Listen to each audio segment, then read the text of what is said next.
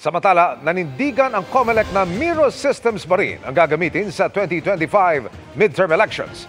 Sa kabila ito ng reklamo sa Ombudsman laban sa chairman ng komisyon na may kaugnayan dito. Nakatutok si Maki Pulido.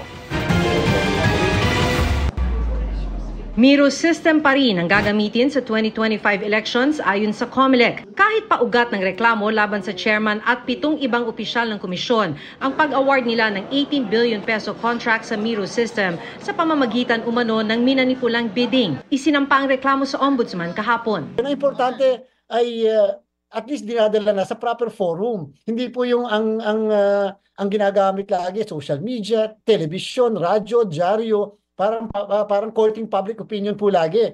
Nauna nang humiling ang complainant sa Korte Suprema ng temporary restraining order para pigilan ang kontrata pero hindi rin pinagbigyan ayon sa COMELEC. Kaya po kami nagtutuloy-tuloy sa kasalukuyan at hindi po naiimbierna ang aming pong timeline. Sa susunod na linggo, ilalabas na ng COMELEC ang guidelines sa paghahain ng Certificate of Candidacy ng mga kakandidato. Balak i-post ng COMELEC sa kanilang website ang pangalan at posisyong tatakbuhan ng lahat ng mga kakandidato sa buong bansa. Para sa GMA Integrated News, Maki Pulido, nakatutok, 24 oras.